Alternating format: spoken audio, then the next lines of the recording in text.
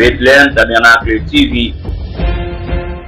Jésus a dit, vous connaîtrez la vérité et la vérité vous affranchira. Bethlehem Tabernacle TV. Quand vous voyez la parole se faire chair, c'est ce qu'on appelle la vérité. Bethlehem Tabernacle TV pour votre édification. Bethlehem Tabernacle TV vous offre des enseignements et des prédications inspirées, tirées du message du temps de la fête. Suivez régulièrement Bethlehem Tabernacle TV et votre âme sera bénie.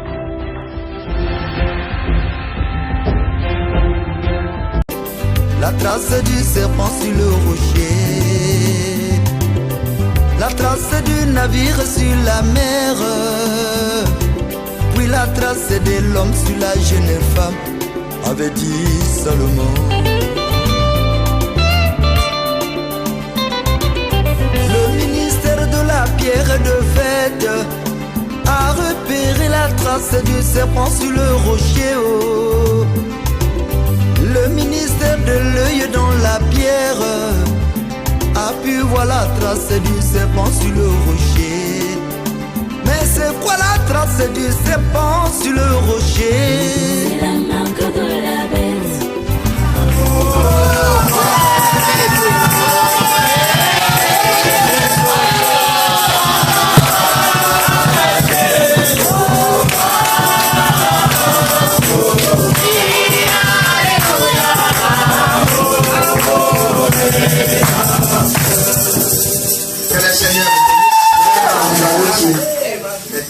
Nous allons lire la parole. Tusimame wima, tutasoma neno pour gagner le temps. Tuwe kukombola muda.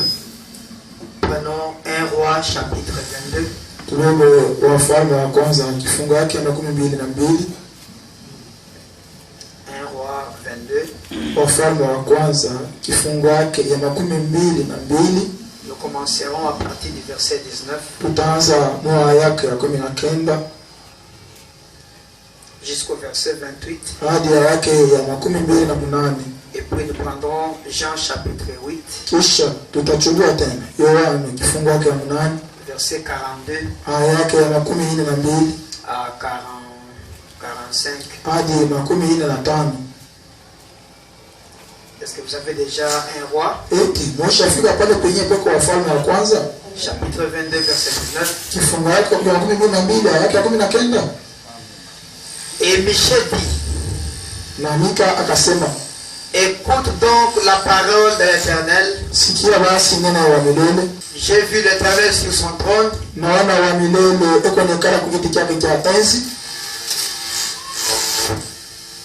Et toute l'armée des cieux se tenant auprès de lui, à sa droite et à sa gauche. Et l'Éternel dit, qui séduira Akab pour qu'il monte à Ramoth en Galade et qu'il périsse? Ils répondirent l'un d'une manière, l'autre d'une autre. Et un esprit vint se présenter devant l'Éternel et dit,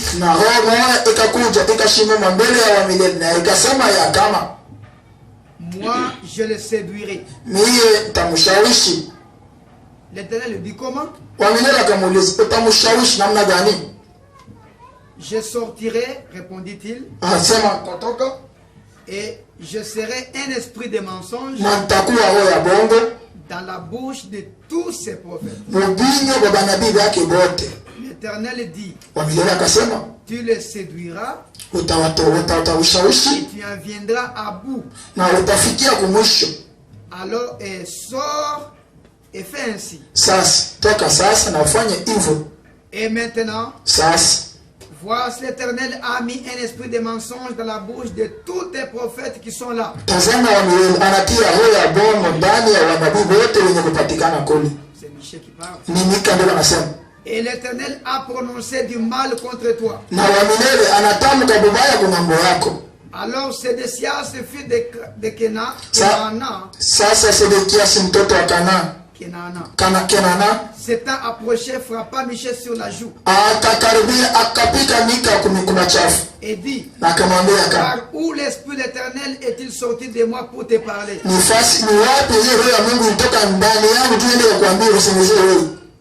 Michel répondit, tu le verras au jour où tu iras de chambre en chambre pour te cacher.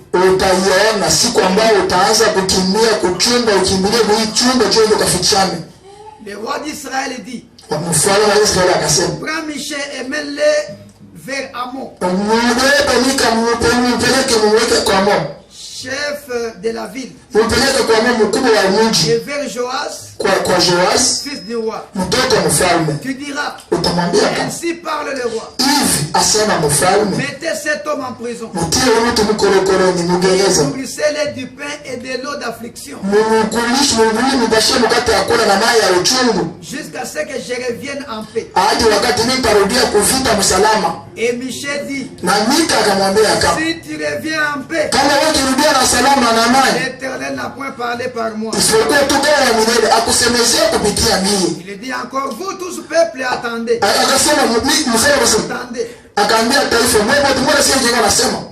Jean chapitre 8, 42. Jésus leur dit, si Dieu était votre Père, vous m'aimeriez. Car c'est de Dieu que je suis sorti et que je viens. Je ne suis pas venu de moi-même, mais c'est lui qui m'a envoyé. Pourquoi ne comprenez-vous pas mon langage? Parce que vous ne pouvez écouter ma parole. Vous avez pour père le diable et vous voulez accomplir le désir de votre père. Il a été meurtrier dès le commencement et il ne se tient pas dans la vérité parce qu'il n'y a pas de vérité en lui. Lorsqu'il profère les mensonges, il parle de son propre fond. Car il est menteur et le peur du mensonge. Et moi, parce que je dis la vérité, vous ne me croyez pas. Que Dieu bénisse sa parole. Amen. Que Dieu vous bénisse. Nous sommes très contents encore ce soir de pouvoir nous rassembler dans sa maison. Nous parlons sur les joints du temps de la fin. Et nous avons commencé avec la première partie qui est la trace du serpent sur les rochers. Salomon dit que c'est impossible, je ne peux pas comprendre comment le serpent peut laisser une trace sur les rochers.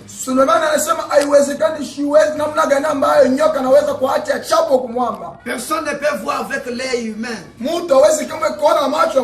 Mais réellement quand le serpent passe sur les rochers, Salomon dit il y a des traces qui restent. Et nous avons reçu un prophète qui pouvait voir ces traces. Et nous avons vu que les rochers c'est la parole, c'est la révélation. Donc le serpent peut arriver à pénétrer même dans la révélation et vous parler des choses. Il peut marcher sur les rochers, sur la révélation. Et c'est difficile à savoir que ça c'est le serpent qui est sur les rochers. Parce que quand il est sur les rochers, c'est comme si nous pouvons dire que directement c'est Dieu, c'est Dieu. Alors que le serpent est capable aussi de marcher sur les rochers ou sur la révélation. Nous avons vu que depuis le début, le serpent était le premier prédicateur qui a prêché la race humaine.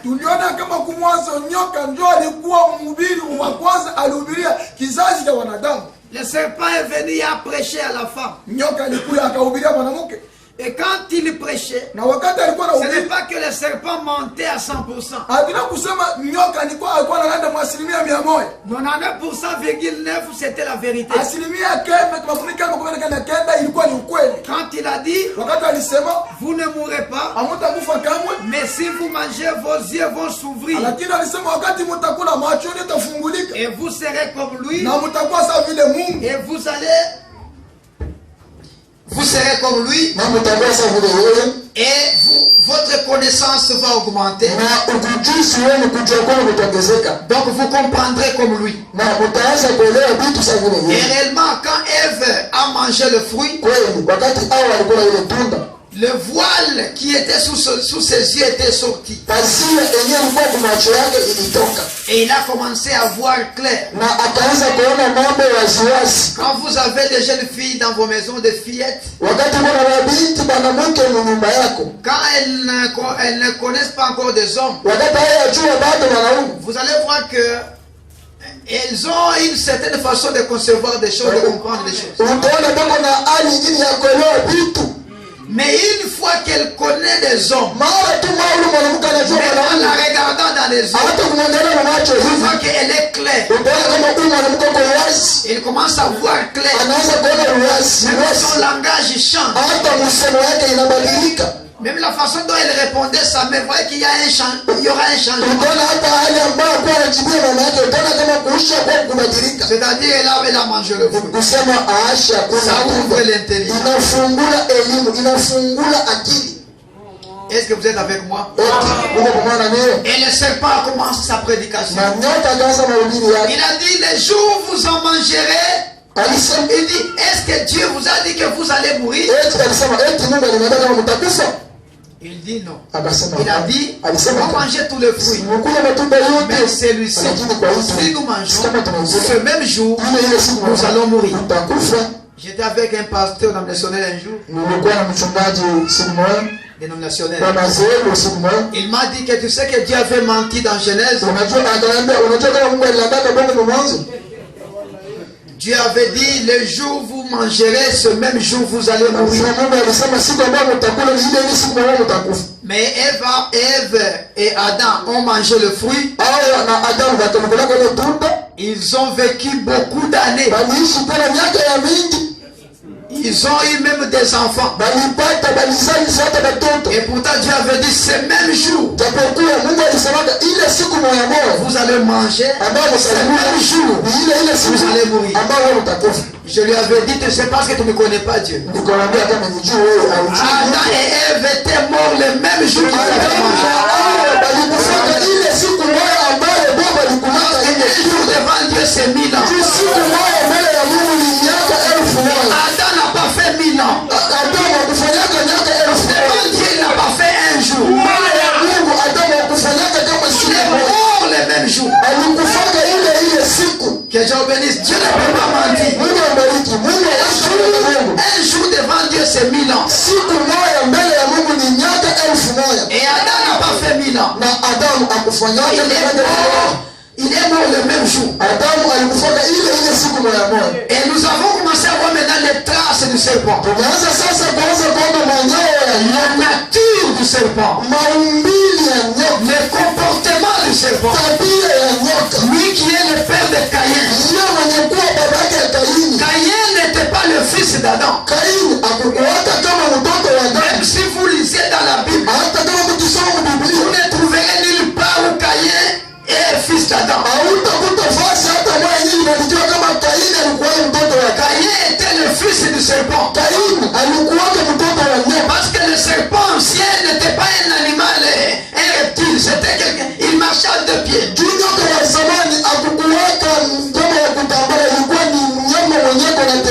il parlait parce qu'il a parlé à la femme.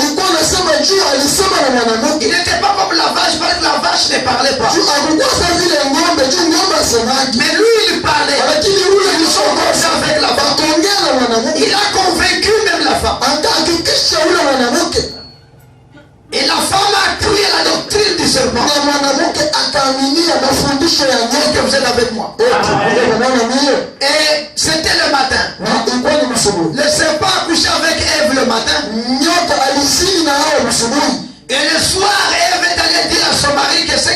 nous avait défendu, j'ai goûté ça, je ne suis pas mort.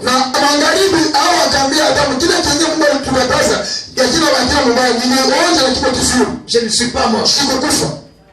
Et Adam a couché avec Ève le soir. Et Ève était dans la période de la fécondation. Et après ça, elle s'est retrouvée enceinte. C'était 2 semences dans une même femme. 2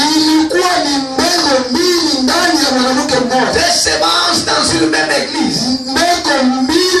Et je me souviens très bien. Et quand Ève a mis au monde, elle a mis au monde 2 jumeaux.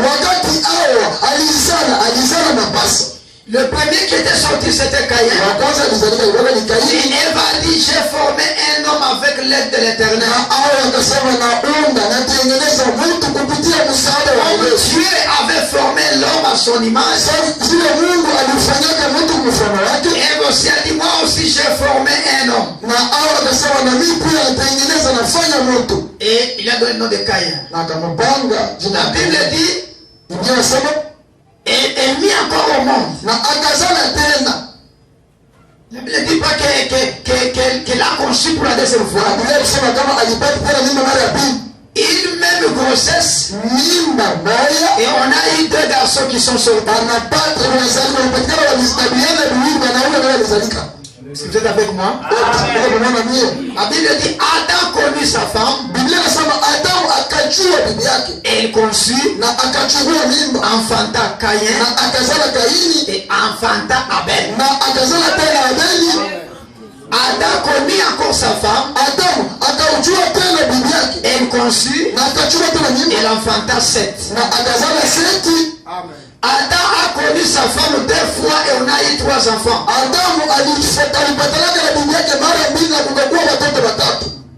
Disait bien la Bible, vous allez voir. Adam connut sa femme. Elle conçut, enfanta Caïn et enfanta Abel. Il connut encore sa femme. Elle enfanta 7. 3 enfants. Parce que les 2 étaient des jumeaux. Et la preuve que Caïn n'était pas fils d'Adam. Caïn n'avait pas la nature d'Adam. Il avait la nature de son père. Adam c'était un fils de Dieu. En lui il avait la nature divine. Mais Caïn avait la nature du serpent. Un meurtrier. Un menteur.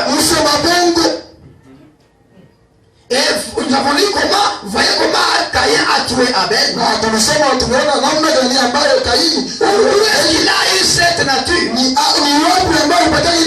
C'était la sémence. C'est Amen. Je vais très bien. Je vais très bien. Et après quand Caïn a voyé le serpent, lui Caïn ne savait pas que le serpent était son père. Parce que Dieu l'avait déjà maudit. Et il marchait sur son ventre. Alors Caïn ne pouvait pas comprendre que ce reptile-là c'était son propre père. Et un jour il pouvait se croiser avec le serpent dans les champs. Lui aussi pouvait crier serpent, serpent. Il pouvait aussi prendre le fouet comme n'importe qui. Mais sachant que c'était son propre père. Donc le serpent aujourd'hui, la nature du serpent, ne peut pas la reconnaître par son visage. Ce n'est pas par sa constitution physique. Mais c'est par la nature. La trace du serpent sur les rochers, ce n'est pas par sa constitution physique. Mais c'est par le comportement qu'il va afficher. La nature qu'il a. C'est là que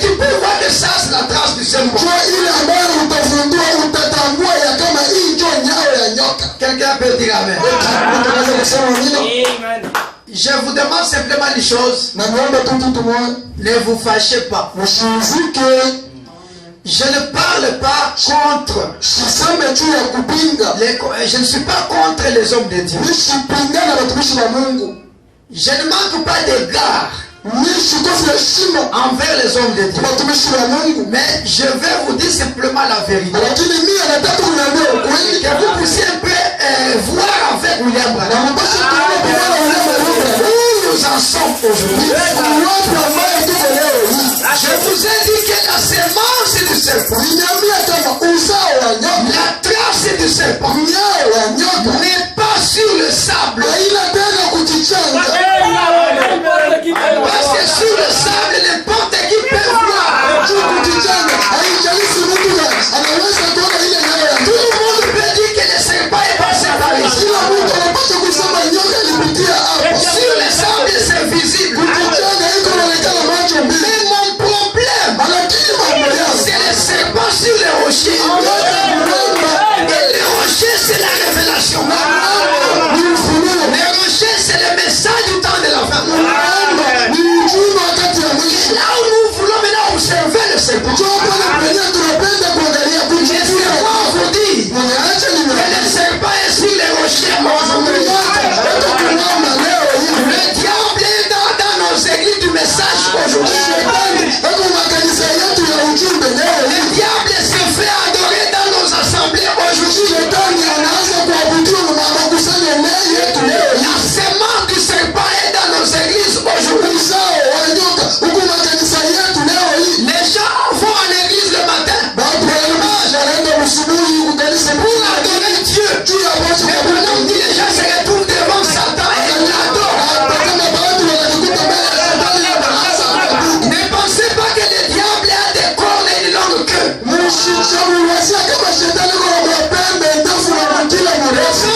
diable est beau. Vous le voyez, il est beau. Et quand il parle, il a un son langage.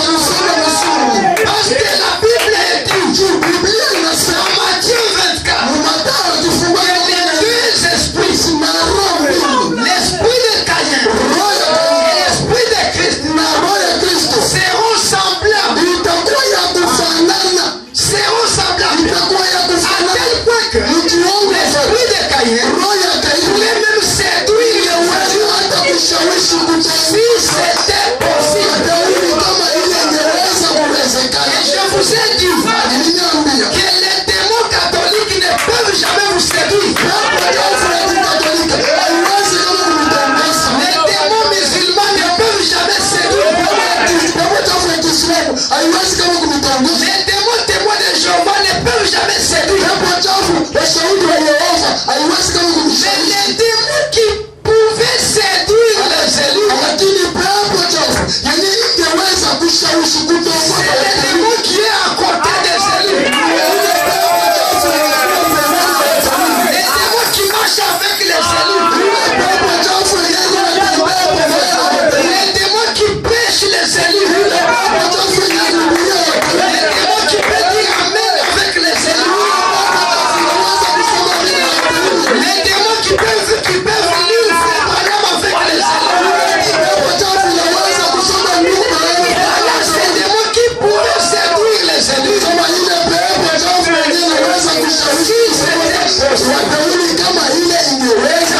Amen.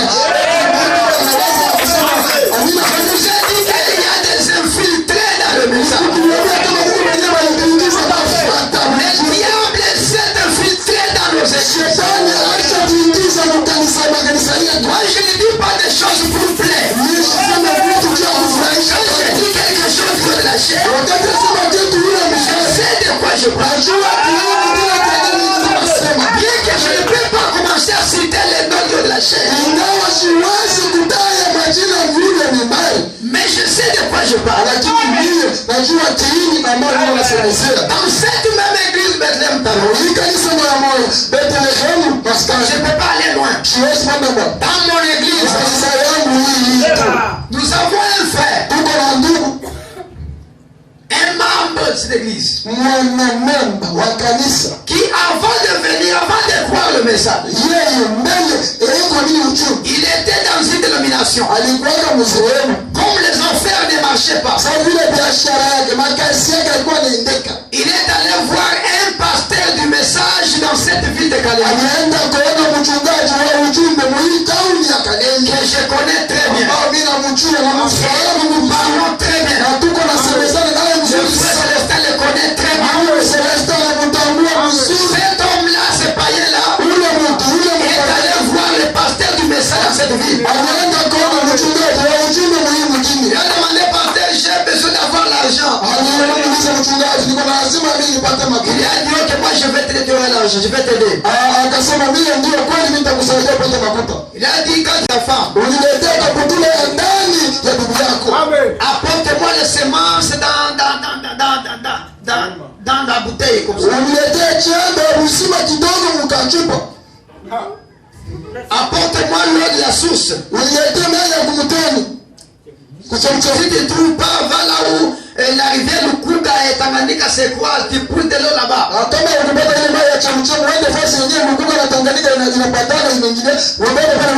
Cherchez-moi les bougies noires ou bougies rouges. Et viens avec ça. Mettez un peu la chaise ici. Venez avec ça et je vais faire, tu vas avoir l'argent. Et cet homme est rentré à la maison. Il faut d'abord convaincre sa femme pour que la femme puisse accepter de donner le sous-vêtement. Sa femme dit, je ne peux pas. Ça c'est vendre ma vie. Je ne peux pas donner. Comme la femme avait refusé, cet homme a commencé à taper sa femme. Tu ne veux pas que je puisse avoir l'argent. Il a tapé. Et cette femme est allée maintenant chercher le frère Célestin. Il dit, cherchez-moi votre pasteur. Vous dans les messages, c'est comme ça, vous les branamistes. Regardez les choses qu'on a demandé. À votre collègue pasteur tel. Et moi j'étais à Momba. Le frère lui a dit, le pasteur est à Momba. On va l'attendre. Quand je suis venu, la femme est venue me voir. Il dit, pasteur, il m'a tout expliqué. Pasteur, va aider mon mari. Je lui ai dit, je ne peux pas l'aider parce que je ne le connais pas. Lui a déjà cru ce pour la prêche. Il va me prendre comme un ennemi. Je vais juste prier pour lui. Que Dieu l'assiste. Et il y avait des problèmes dans cette maison. Les jours que cet homme devrait être baptisé par ses pasteurs, la nuit, il a vu un rêve. Et lui-même a vu que ses pasteurs étaient sorciers. Lui-même a vu. Dieu a fait grâce. Il lui a montré clairement. Et quand il s'est réveillé, il est allé voir ses pasteurs. Il a demandé si les pasteurs se sont chamaillés avec les pasteurs. Et la femme du pasteur. C'est là que cet homme-là est venu maintenant me voir. Et il a commencé à adorer avec nous. Et nous l'avons baptisé au Seigneur Jésus. Il est notre frère. Il est notre frère.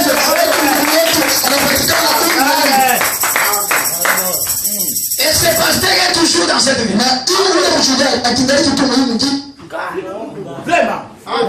Est-ce que vous savez très bien? Je ne dis pas des choses pour plaire. Nous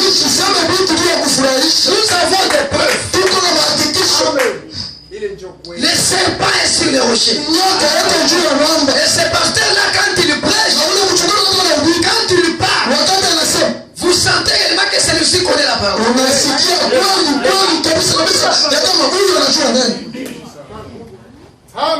Mais c'est le diable. C'est le diable. Où est-ce que vous avez vu ces choses-là dans le message? Là, vous commencez à demander à la personne les spermatozoïdes pour le bénir. chembe ya mzima kusudi yule mtu apashe kubarikiwa. Avec des bougies rouges, bougies noires. Je ne parle pas des pentecôtistes. Je parle dans les tabernacles du message.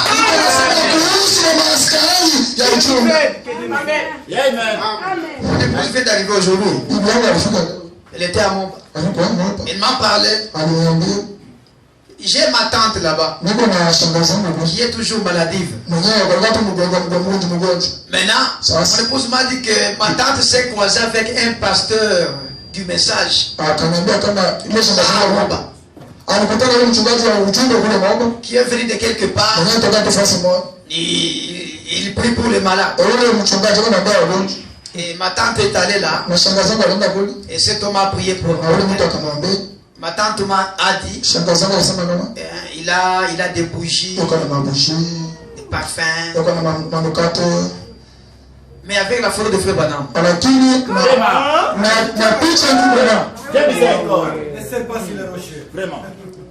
Avec la photo de William Branham. Mais quand il prie, il y a des bougies. Est-ce que vous allez me dire que ça c'est Dieu? Non. Mais avec les rochers. Avec les rochers. Et ça pouvait séduire les élus. Si c'était possible. Mais les élus ne seront jamais séduits. Si elle doit susciter un ministère qui va mettre à lui toutes ces choses.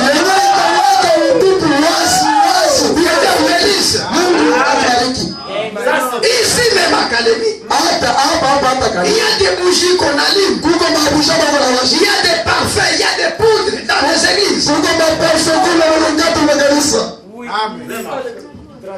Il sort d'une église là-bas, quelque part. Il parlait, j'étais chez Frère Jacques un jour. Et elle expliquait à la femme de Frère Jacques qu'il est allé visiter une assemblée du message. Tu te souviens, Frère Jacques? Tu étais là. La sœur a dit, avant d'entrer, on nous a dit d'enlever les souliers. Et quand je suis entré là, on allumait des bougies. Il y avait les houdis là. On allume ça dans l'église. Du message. Ce n'est pas loin, je dis bien c'est ici.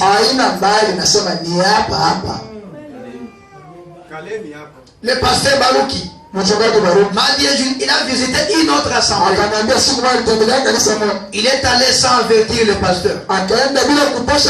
Ici même. Il arrive comme ça. Il rencontre le pasteur dans l'église. Pieds nus. Avec un bâton. Moïse.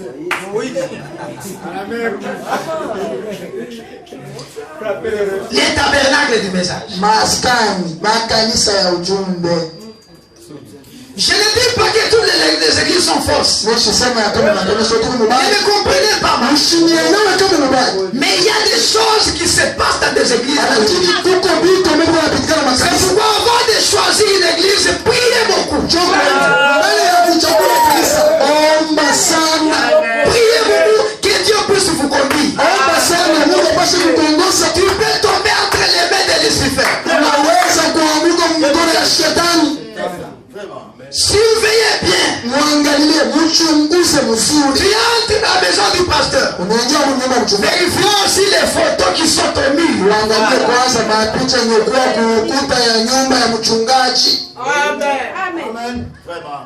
Amen.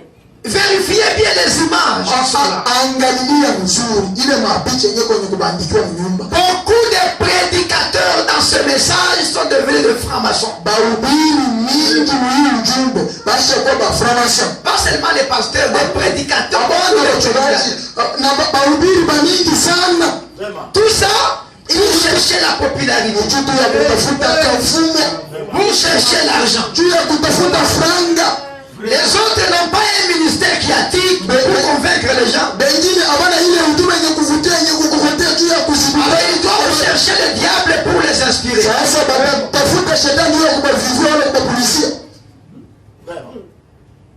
Parce que le diable connaît bien la parole.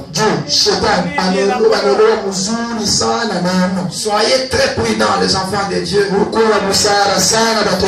temps est tellement mauvais. Le temps est tellement mauvais. Vous les Magellans qui changez d'église chaque jour, tu vas te retrouver quelque part, commence à adorer Satan. Je vous ai dit que moi, j'ai été tenté. On voulait me faire entrer. Un ancien du message qui m'a dit non. La franc-maçonnerie, c'est quelque chose de bon. Je lui ai dit non. Frère Branham dit n'entrez pas. N'entrez pas dans les choses.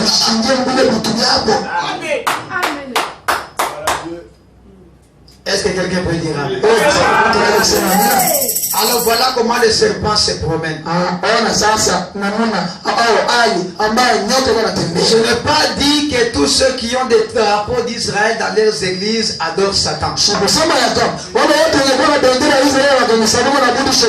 Je n'ai pas dit que tous ceux qui ont le drapeau d'Israël dans leurs maisons adorent Satan. Mais je vous ai dit que beaucoup de serviteurs utilisent cela. L'étoile qui est là, ils adorent cette étoile. Ils font des cultes sur cette étoile. Parce que les francs-maçons utilisent cette étoile qui est sur le drapeau. Aussi même la Bible, ils utilisent même la Bible. Que Dieu bénisse. Les francs-maçons qu'on avait reçus ici, lui m'avait dit que lui, il avait avalé la Bible. Il a la Bible en lui. Lui, quand il prêche, il ne cherche même pas de versets. Quand il parle, ça sort. Les citations de Frère Branham, il a avalé ça.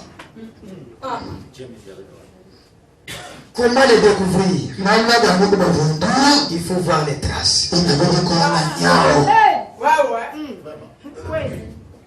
Les jours où vous me verrez, commencer à prêcher, et quand je commence à prier, je commence à utiliser des parfums. Ces jours-là, on comprend déjà que le pasteur est déjà parti. Et je ne serai jamais parti. J'aime servir Dieu dans la droiture. Même si Dieu ne te donne pas une grande église, pas beaucoup d'argent, mais sers Dieu pour qu'à la fin de la route, quelqu'un puisse te recevoir. Au lieu de gagner le monde entier et perdre ton âme, le serpent est sur le rocher. J'ai des amis de prédicateurs. Un prédicateur qui prêche. Et après quelques temps, on le chasse dans la ville qu'il est sorcier. On a chassé un autre prédicateur à Moba. On l'a chassé de la ville. C'est un sorcier. Et il fut ministre dans mon église. Il fut ministre. Il était sorti. On avait commencé leur église. C'est alors qu'on l'a chassé. C'était un sorcier. Est-ce que vous êtes avec moi, Église? Donc le temps est tellement mauvais. Je ne dis pas des choses pour dire. Non. Alors ce soir, on a parlé sur le trace du serpent et l'appétit sexuel. Donc c'est le serpent, parce que lui, sa première causerie, c'était sur le sexe. Sa première prédication, il a commencé à parler à la femme. Sa première prédication, c'est le sexe. Le madame dit, il a l'appétit sexuel. Et sa sémence aussi. Ses enfants, ils ont cet appétit-là. Il faut bien surveiller ça. Oh, je suis tombé. Je suis tombé. Je suis tombé. Toi, tu tombes chaque jour. C'est quel travail? Chaque causerie, quand tu commences à parler, les femmes. Quand il parle, les femmes. Quand il parle, les hommes. Quand elle parle, les hommes. Celui qui a commencé à parler de ça depuis le début, c'est le serpent.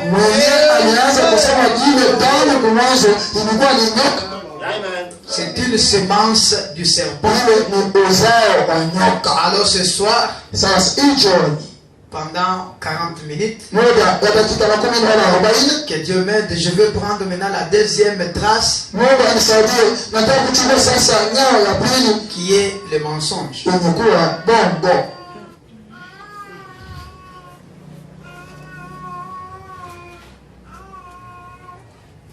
Vous êtes avec moi?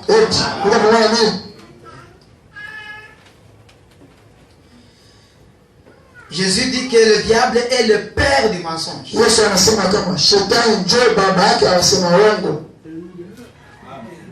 est le père. Parce qu'il dit le père, il a des enfants. Il est le père du mensonge. Et la nature du père doit se refléter dans son fils. Et vous êtes avec moi? La nature du père doit se refléter dans son fils.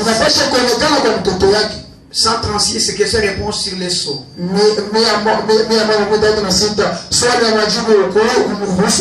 136 à 137. Et nous tenons toujours de la nature de notre parent. Vous le savez. Regardez les bébés. La nature.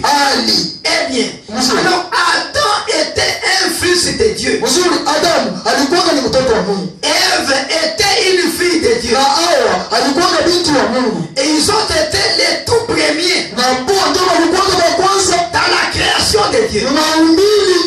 Ils ne pouvaient donc pas voir la moindre trace de mal nulle part en eux. Les mâles, on ne savait même pas ce que c'était. En Adam et Ève, il n'y avait pas le mal. Dans ce cas-là, comment se fait-il que Caïn était un menteur?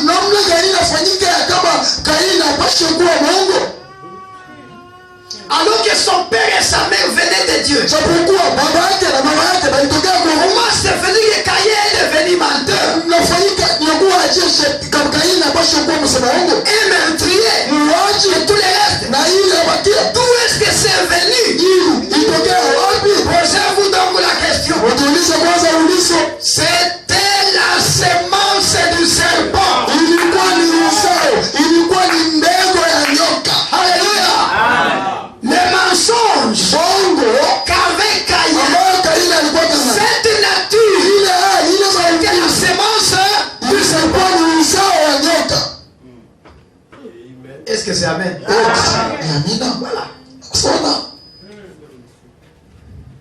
Un frère qui ment comme il respire.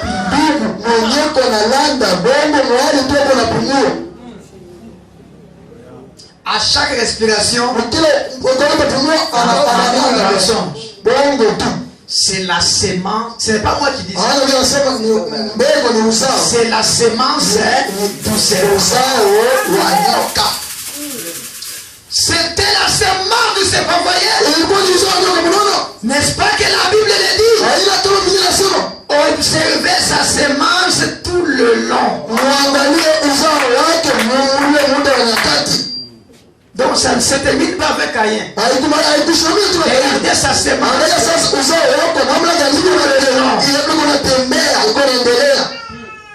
Comment les observer? Dans leur démarche. Les mensonges.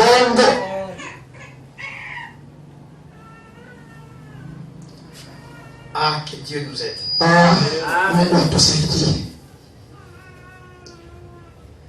Voilà que la trace que nous voulons voir maintenant, c'est des mensonges.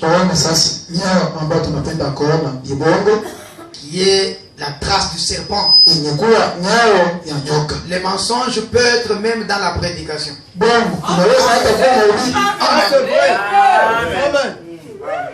Quelqu'un qui ment à la chair et qui prêche des mensonges et il ne sait pas même pas. Ça passe. Un jour, en Israël, il y avait un roi qu'on appelait Akab.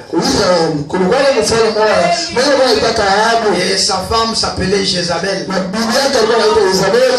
Alors, ce couple-là, ils avaient tué Naboth parce que Naboth avait un champ. Il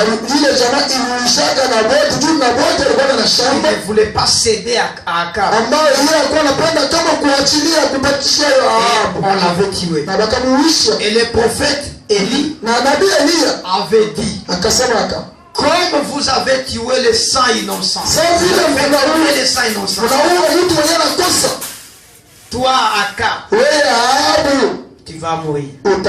Et toi, Jézabel, les chiens vont lécher ton sang. Et le prophète avait parlé et c'était fini. Les années sont écoulées. Un jour, il y a eu quelques ennemis qui étaient venus en Israël et qui avaient pris toute une province. Mais Akab qui était roi, il a dit: je dois aller récupérer mon pays. C'est notre droit. C'est la terre promise. C'est Dieu qui nous avait donné. Ils n'ont pas le droit de prendre ces choses. Ce qu'Akab disait, c'était vrai. Ramoth en Galade, c'était leur terrain. Et Dieu les avait donnés. Et les ennemis avaient pris ça. Et Akab a dit: nous avons la promesse de posséder toutes les portes de l'ennemi. Il a récupéré Ramoth en Galade. Quand il a dit ça, c'était un mensonge. Tout le monde pouvait dire Amen. Ça c'est vrai. Et il a appelé son ami, un autre roi, Josaphat. Il a dit: Josaphat, tu es mon ami. Est-ce que tu peux m'aider pour que nous puissions aller combattre et récupérer notre territoire? Josaphat a dit: je suis d'accord. Avant d'y aller, consultons d'abord le Seigneur. Bien que c'est notre terrain, est-ce que c'est le moment d'y aller? Bien que c'est notre terrain, est-ce que c'est nous qui devons aller? Bien que c'est notre terrain, est-ce que c'est la volonté de Dieu qui nous pousse par là? Consultons d'abord Dieu.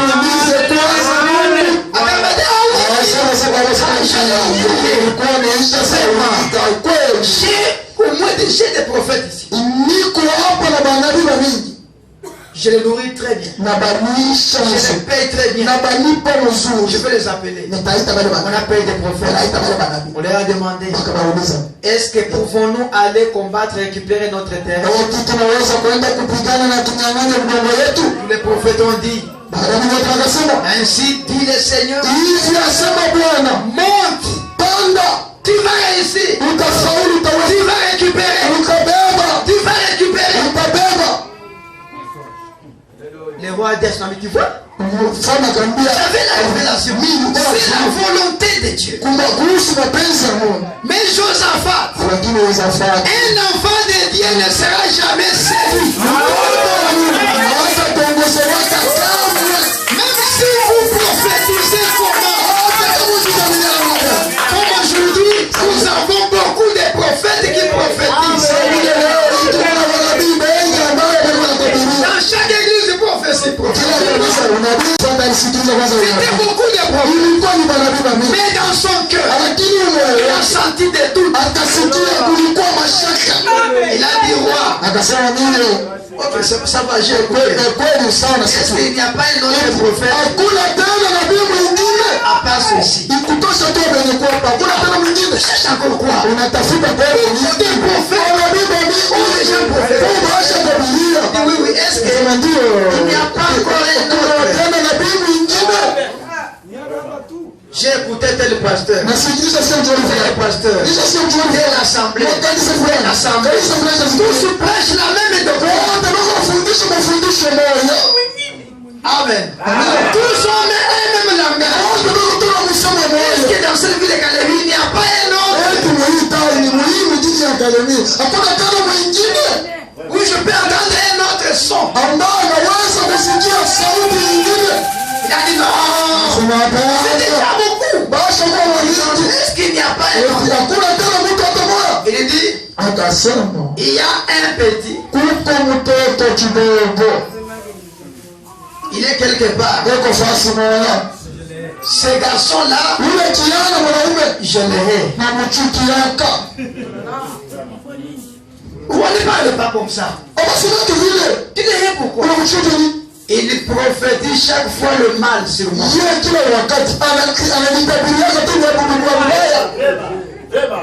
Lui, s'il veut me prophétiser, c'est toujours le mal. Il vend ces petits-là.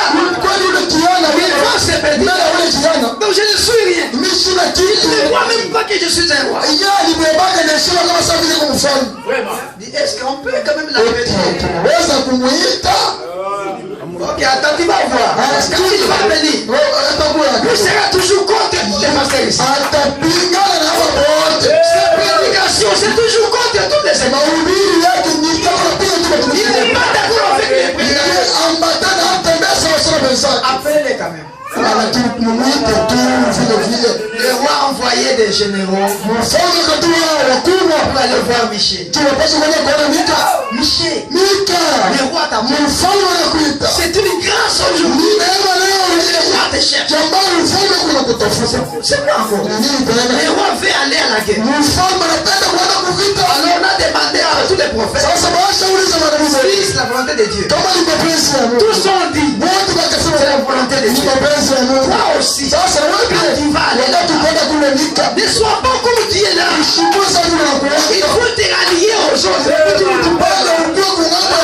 tu peux se répéter ce que les autres ont dit.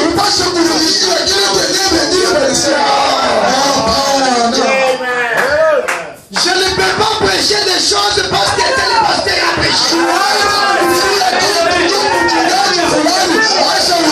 Parce que l'ancien tel prêche ça. Non. Michel a dit non. Je veux prêcher ce que le Seigneur mettra dans ma bouche. Je veux dire ce que Dieu mettra dans ma bouche. Et il est parti. Quand le roi l'a vu, le voilà. C'est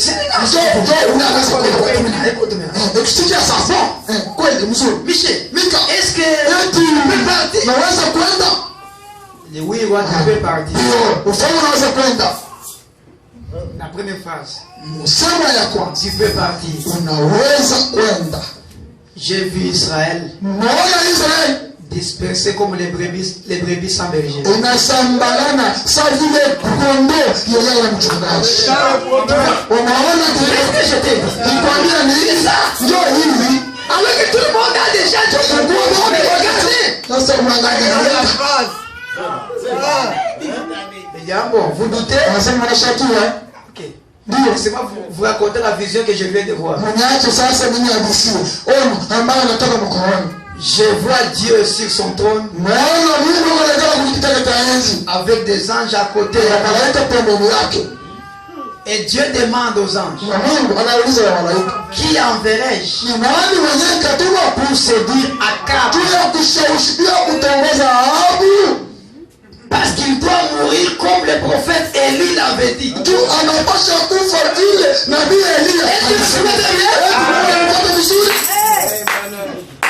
doit mourir comme le prophète Élie l'avait dit. Qui enverrai-je pour pousser Akab à aller à la mort?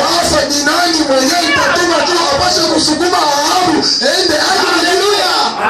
Quand il y a déjà une prophétie, il doit veiller pour que ça puisse s'accomplir.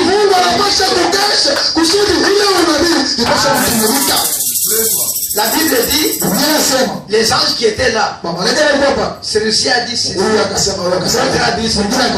d'autres termes, nous les anges, nous ne pouvons pas séduire. Nous, ce n'est pas notre travail. Pendant qu'ils étaient là, alors un démon est monté, est sorti de l'enfer, est venu dans la réunion. Dieu n'a pas chassé Satan. Écoutez, bien que Branham a prêché les conflits entre Dieu et Satan, ce n'est pas que si Dieu et Satan se rencontrent, ils vont se battre, donc il y aura. Ce n'est pas ça. Le diable est un partenaire de Dieu. C'est un collaborateur. Le diable est Dieu cause. Il sépare. Et Dieu lui donne une mission. Il va, et il réussit, il revient, il lui donne les rapports. C'est un serviteur de Dieu. Quand le démon est monté, Dieu n'a pas dit Satan sort. Il dit, moi je peux le faire. Parce que ça c'est mon domaine. Je peux le faire. Je peux aller séduire. Ah bon? Tu vas réussir. Dis-moi, comment tu peux faire? Je vais entrer dans tous les prophètes qui sont là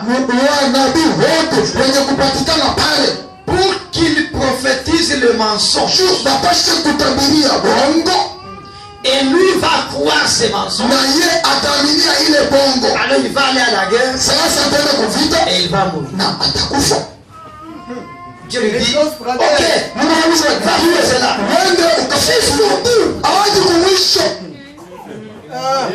Est-ce qu'il me suivait très bien?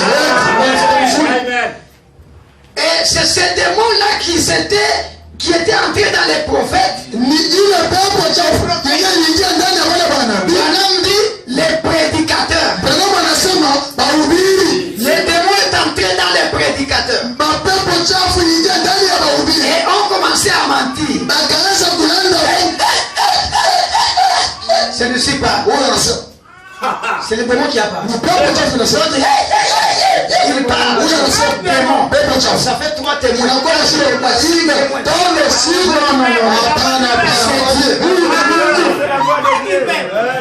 C'est Dieu. Alors que c'est le diable qui a été envoyé pour faire mourir Akab.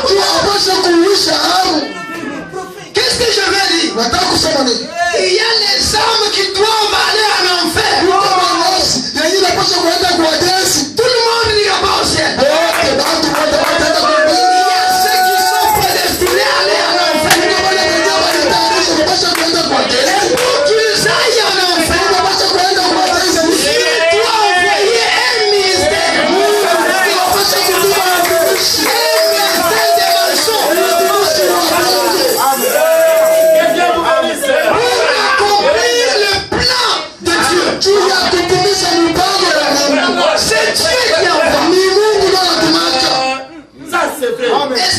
avec moi.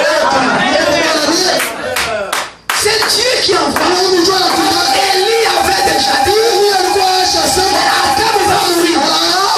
Mais pour accomplir cela, il a fallu que Dieu envoie un démon qui venait faire accomplir la prophétie. Mais Akab ne savait pas que c'est des démons qui parlent. Un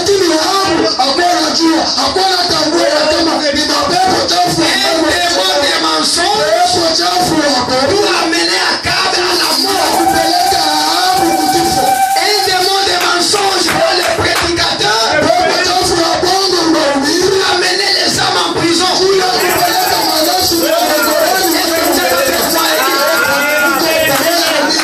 ne parle pas des pentecôtistes. Je ne suis pas là. Parce que je ne crois pas qu'un pentecôtiste peut même te prendre comme ça. Mais celui qui a presque même la l'âge que toi.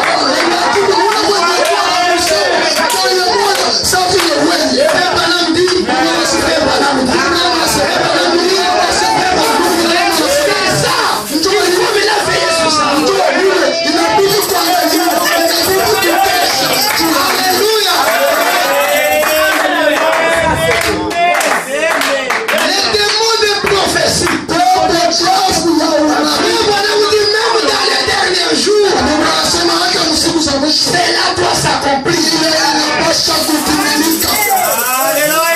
Ils ont prophétisé. Ils ont prophétisé. Monte. Tu vas réussir. Alors quand Michel a expliqué la vision, les chefs de tous les prophètes là, c'est des Sias.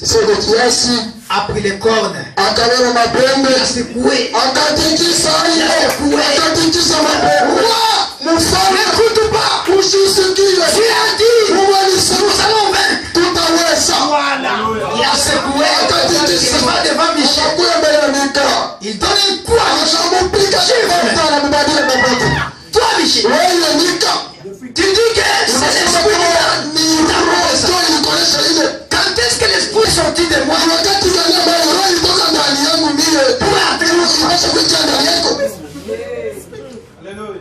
Que Dieu bénisse. Voilà les compréhensions des démons. Si l'autre a l'esprit, l'autre ne peut pas avoir. Donc pour qu'il entre en toi, il doit sortir. Si Branham avait la plénitude, on vit avec quoi? Si Branham avait tout Dieu, alors les autres avaient ça. Les gens ne connaissent pas la divinité.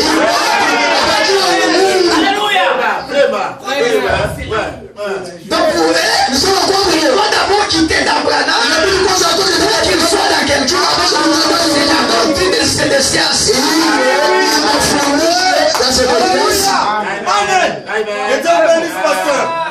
Un frère m'a posé une question. Il est de 4 coins. Il m'a dit, pasteur, comment tu peux dire que Branham avait la plénitude de la divinité? Alors les Neville, ils savaient quoi? Je lui ai dit, je vais te répondre par une autre question. Il a dit oui. Crois-tu que Jésus avait la plénitude de la divinité? Il a dit oui.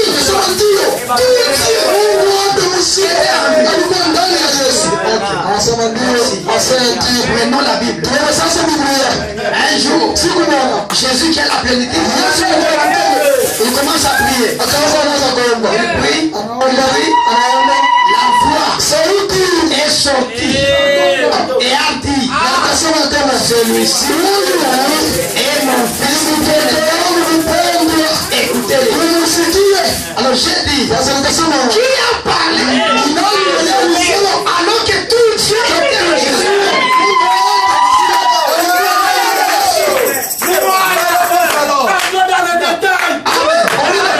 Qui était en Jésus?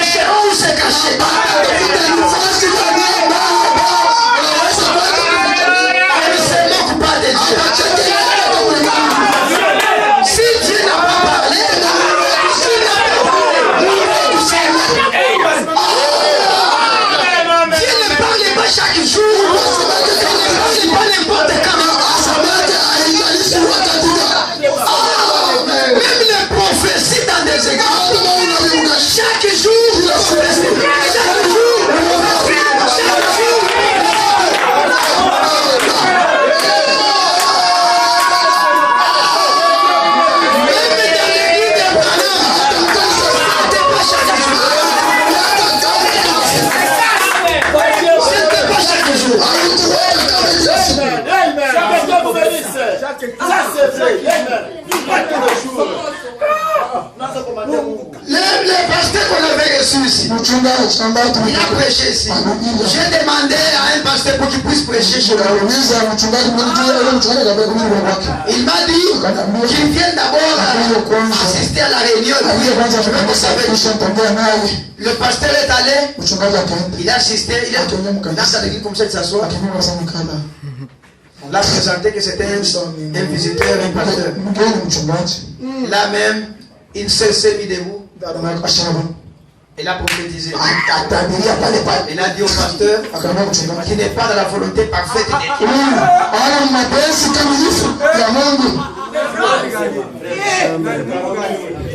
Tu n'es pas dans la volonté parfaite de Dieu. Et à la sortie, le pasteur, comme il est aussi courageux comme nous autres, il a récupéré la sœur qui avait prophétisé. Comment toi tu as dit que je ne suis pas dans la volonté parfaite? Alors que frère Branham dit, quand nous sommes dans les voyages missionnaires, c'est la volonté parfaite de Dieu. Ça, c'est mon cœur de Dieu. Non, ce n'est pas moi qui a dit, c'est Dieu qui a dit. Dieu ne peut pas contredire ça. Jamais au grand jamais. Et le pasteur a parlé maintenant au pasteur de la sœur. Comment la sœur a prophétisé comme ça? Le pasteur a répondu, c'est normal, tu peux venir comme ça, tu n'es pas la volonté de Dieu. C'est ton église qui t'a envoyé. Mon église peut m'envoyer à aller prêcher. Et le pasteur est rentré, il m'a expliqué. J'ai dit ça. Après, il a eu la nouvelle que non, cet homme il prêche bien chez moi. Le pasteur l'appelle maintenant. Et il a prêché là pendant 2 semaines. Maintenant, ma question est celle-ci. La prophétie là, est-elle de Dieu? Si c'est Dieu qui a parlé,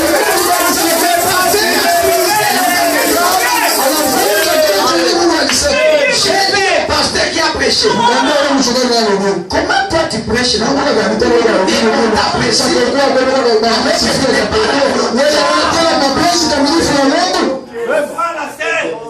J'ai dit, est-ce que cette soeur-là a imposé non, ça va pas, il ne peut pas faire ça. Parce que s'il impose les mains, les gens comprendront qu'il y a de fausses prophéties. Alors le pasteur est en train de gérer pour que les gens puissent voir qu'il y a des choses.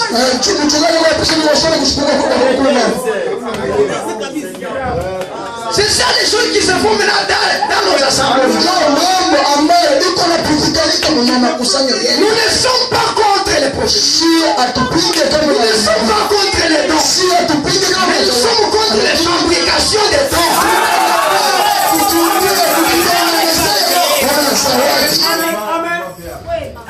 Si tu n'as rien à dire, ne dis rien.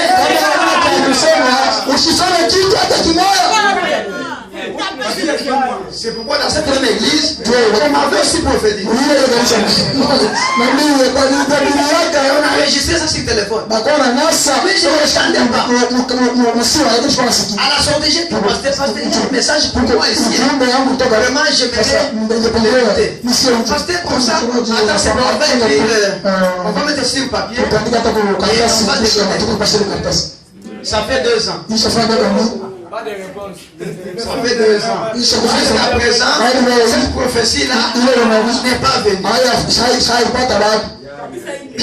Parce qu'ils savent que cette prophétie, si nous la donnons à cet homme, il va la faire passer sur le rim Tumim.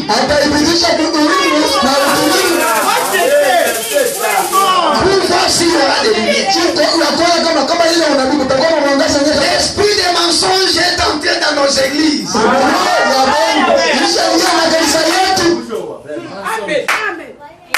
C'est un démon envoyé. Pourquoi les envoie? C'est pour amener les gens à la perdition. perdition. ni juu ya kupeleka watu mkupotea. La Bible dit, puisqu'ils n'ont pas voulu recevoir la vérité, Dieu a envoyé une puissance de c'est Dieu qui envoie.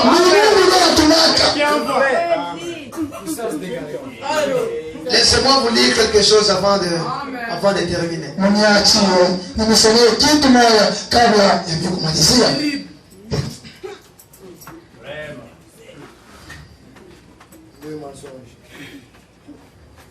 Voilà les caractéristiques de Satan. Et puis Frère Branham dit, si quelqu'un dit ainsi, dit le Seigneur. Et ce n'est pas Dieu qui a dit. Frère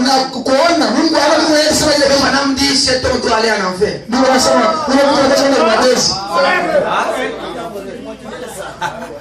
Ça c'est vrai. Amen. Nous aide que de nous aider. L'esprit d'égarement.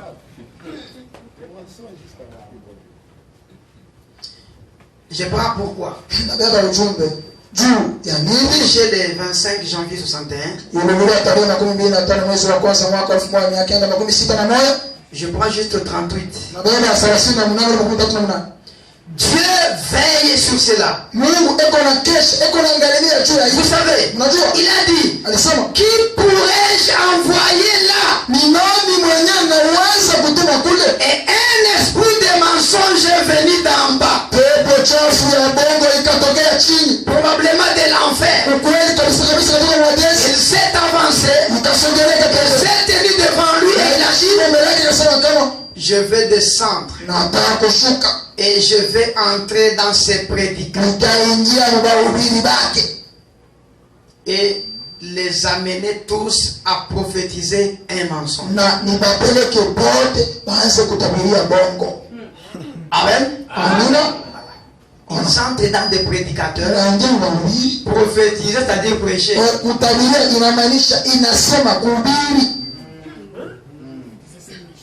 Ils commencent à prêcher des mensonges. Nous allons voir pourquoi ça. Si je peux prendre... que Dieu m'aide. Être persévérant. Paragraphe 81. Partie B. Et un esprit de mensonge est monté de l'enfer. Et il a dit, je vais descendre et entrer dans ces prophètes-là. Parce qu'ils ne connaissent pas la parole. Les démons des mensonges entrent dans les prédicateurs parce qu'ils ne connaissent pas la parole. Les démons des mensonges vont entrer. C'est pourquoi pendant que un prédicateur doit connaître la parole. Si tu ne connais pas la parole, ne prêche pas. Ne prêche pas. Tu vas prêcher quoi? On donne ce qu'on a. Mais toi tu n'as rien, tu vas donner quoi?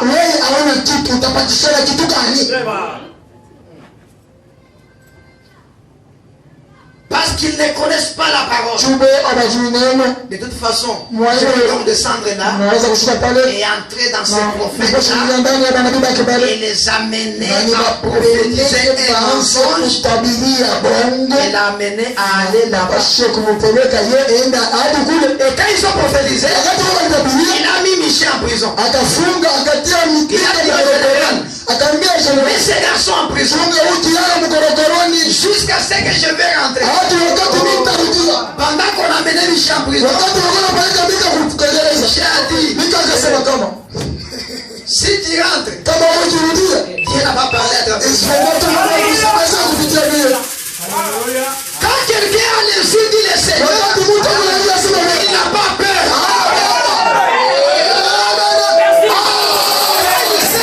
J'ai dit, c'est frère mon homme qui l'a dit. Même devant les rois, il va répéter ça. Parce que les dieux de la parole sera toujours derrière lui. Pour les soutenir. Il dit, si tu rentres, Dieu n'a pas parlé.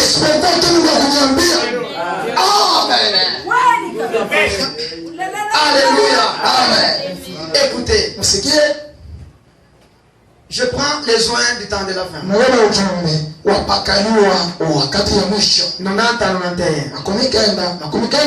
Remarquez bien ce qui s'est donc passé. Il a dit, j'ai vu Dieu. A dit Michel. Assis sur un trône dans le ciel. Son conseil était réuni tout au long. Il a dit, qui pouvons-nous envoyer sur terre pour séduire la terre? Pour que se réalisent les paroles d'Élie, mon prophète, qui a été confirmé. J'avais annoncé sa venue et Élie avait ma parole. Et les cieux et la terre passeront, mais ma parole ne faillira pas. Peu importe qu'il soit moderne, qu'il soit bon, qu'il soit instruit, qu'il soit grand, mes paroles ne failliront jamais. Un esprit de mensonge est sorti de l'enfer. Il est tombé à genoux et il a dit, si tu veux me le permettre, je peux le moindre de mon onction. Oh, j'ai l'onction. Oh, j'ai l'onction. Ça dépend de la source de l'onction. Je peux le moindre de mon onction. Pas l'onction de Dieu. Mais l'onction satanique. Faire toutes sortes de prodiges et de miracles. Quelqu'un a compris? Les soins du temps. Les démons viennent avec l'onction. Ils louent. Ils voulaient faire des miracles et des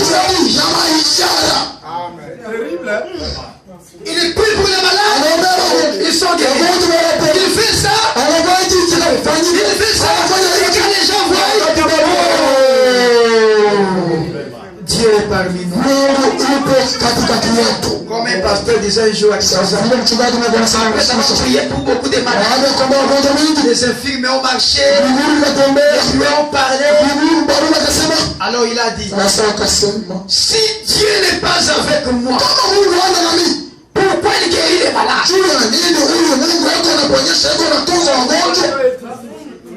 Il oublie même Matthieu 24.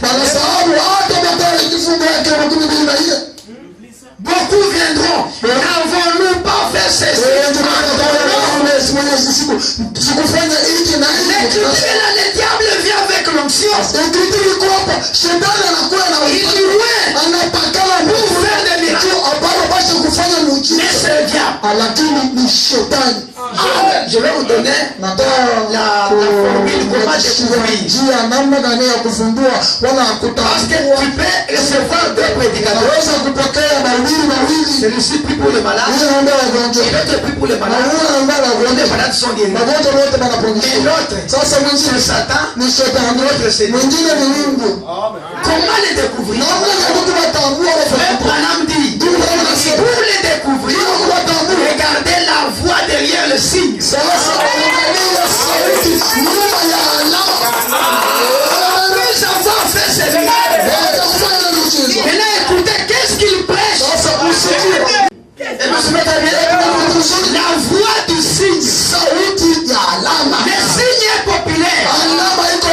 Mais la voix derrière le signe. Il a guéri les malades. Il a fait ses signes. Mais il monte sur la chair. Il dit, étonné. Mais son parole, fond doctrine. C'est ça la voix. Il est derrière ce signe. Et Branham dit, c'est ça qui va prouver que ce signe-là vient de Dieu ou de Satan.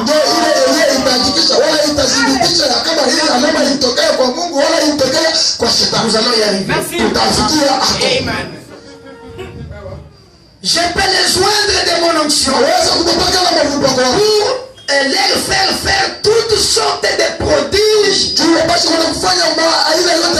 et